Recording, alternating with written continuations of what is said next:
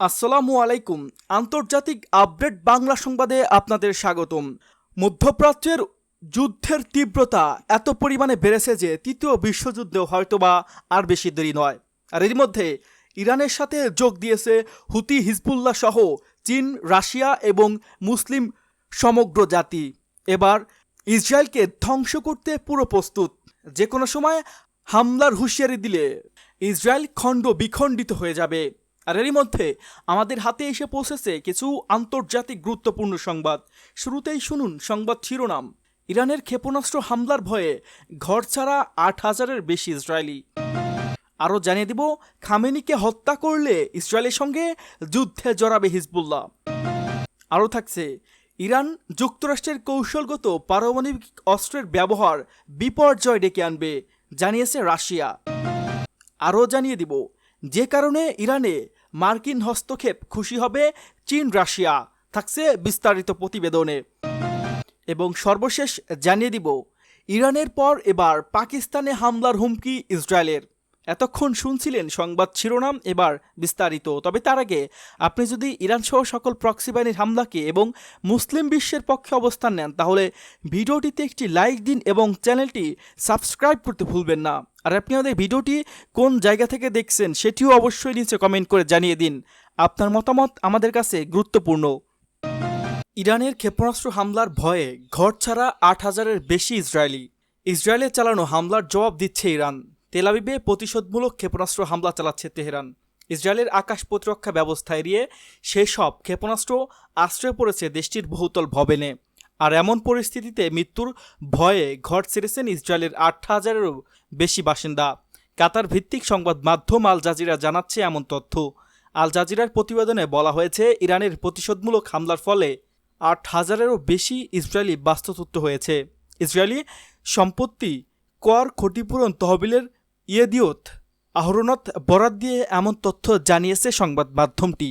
প্রতিবেদনে আরও বলা হয়েছে, ভবন বা যানবাহনের ক্ষতিপূরণের জন্য প্রায় ৩০,০০০ অনুরোধ করা হয়েছে তাদের কাছে। এদিকে অষ্টম দিনেও তেহরানে হামলা অব্যাহত রেখেছে ইসরায়েল।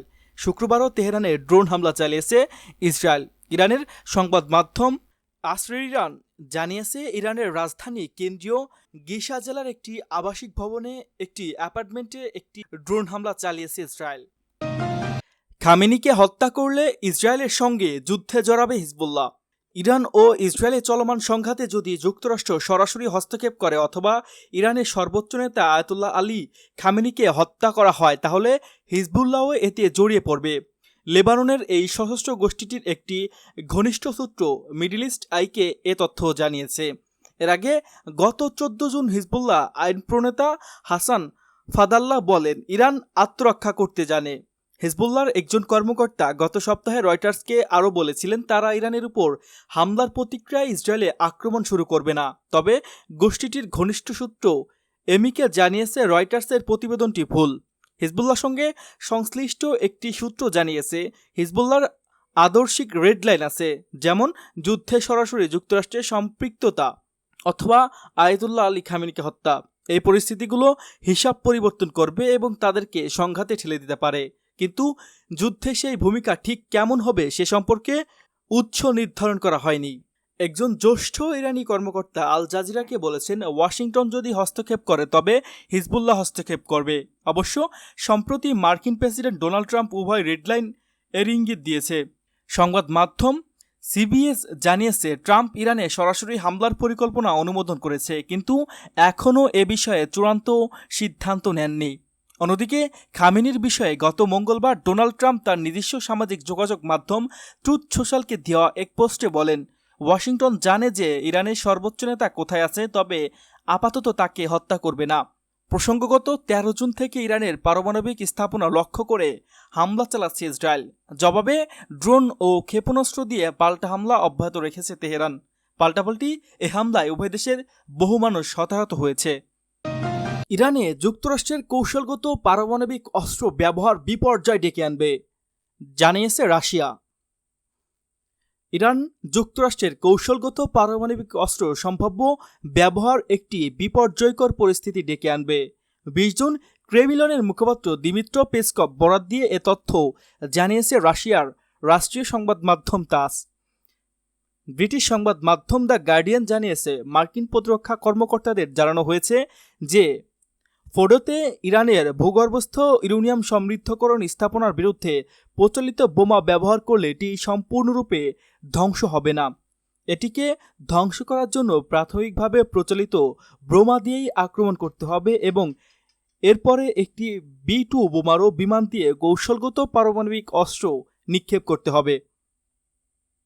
তবে ব্রিটিশ সংবাদপত্রটি জানিয়েছে, প্রেসিডেন্ট ডোনাল্ড ট্রাম্প ফোর্ডোতে কৌশলগত পারমাণবিক অস্ত্র ব্যবহারের কথা বিবেচনা করছে না এবং প্রতিরক্ষা সচিব পিট হেগেস্ট এবং জয়েন্ট চিফ অব স্টাফের chairman general Dan Caine White House situation রুমে বৈঠকে এ সম্ভাবনাটি উপস্থাপন করেননি। ট্রাম্প বৃহস্পতিবার বলছেন, ইসরায়েল ও ইরানের সংঘাতে মার্কিন যুক্তরাষ্ট্রের সম্ভাব্য জড়িত থাকার বিষয়ে কোনো সিদ্ধান্ত 2 সপ্তাহের মধ্যে নেওয়া হবে। ইরানের সঙ্গে ঘনিষ্ঠ সম্পর্ক থাকা রাশিয়া ইসরায়েলের পক্ষে হয়ে মার্কিন সামরিক হস্তক্ষেপের বিরুদ্ধে কঠোরভাবে সতর্কতা করেছে, যে কারণে ইরানে মার্কিন হস্তক্ষেপে খুশি হবে চীন রাশিয়া। ইরান ইস্যুতে যুক্তরাষ্ট্রের সামরিক হস্তক্ষেপ হলে তা চীন ও রাশিয়ার জন্য কৌশলগতভাবে লাভজনক হতে পারে। অস্ট্রেলিয়ান ন্যাশনাল ইউনিভার্সিটি গবেষক আলম সালেহ এমনটাই জানিয়েছে। তার মতে, যুক্তরাষ্ট্র যদি ইরানে সামরিকভাবে জড়িয়ে পড়ে তবে চীন ও রাশিয়া উভয় খুশি হবে। আলম সালেহ আল জাজিরাকে জানিয়েছে, চীনের প্রধান উদ্বেগ হতে পারে ইরানের তেল পাইপলাইন খোলা রাখা এবং আঞ্চলিক বাণিজ্য ও বিনিয়োগ সচল রাখা। তবে মার্কিন হস্তক্ষেপের ফলে চীন পরোক্ষভাবে উপকৃত হবে। আলম সালেহ মনে করেন, ইরান ইয়েমেনের হুতি নয়, আফগানিস্তানের তালেবান নয়, এটি সিরিয়া বা ইরাকও নয়। যদি তারা হস্তক্ষেপ করে তাহলে চীন ও রাশিয়া খুব খুশি হবে। তারা চাইবে মার্কিন যুক্তরাষ্ট্র তুলনামূলকভাবে শক্তিশালী একটি দেশের সঙ্গে একটি উন্মুক্ত দীর্ঘ যুদ্ধে জড়িয়ে পড়ুক। সালেহ আরও বলেন, যদি যুক্তরাষ্ট্র হস্তক্ষেপ করে তাহলে চীন রাশিয়া ইরাকের এক ধরনের সমর্থন দিয়ে এটিকে বাঁচিয়ে রাখার চেষ্টা করবে। অন্তত এই অঞ্চলে আরও কয়েক বছর যুক্তরাষ্ট্রকে ব্যস্ত রাখার মাধ্যমে এই যুদ্ধ দীর্ঘায়িত করার চেষ্টা করবে তারা। তবে সালেহ ভাষ্যমতে চীন রাশিয়া সরাসরি হস্তক্ষেপ বা যোগদান করবে না। ইরানের পর এবার পাকিস্তানে হামলার হুমকি ইসরায়েলের। ইরানের পর পাকিস্তানে পারমাণবিক কর্মসূচিতে হামলা চালানোর হুমকি দিয়েছেন ইসরায়েলের সাবেক উপ প্রতিরক্ষামন্ত্রী ও লেবার পার্টি কেন্দ্রীয় কমিটির সদস্য মের মাশরি। সামাজিক যোগাযোগ মাধ্যম এক্সে দেওয়া এক পোস্টে তিনি এ হুমকি দেন।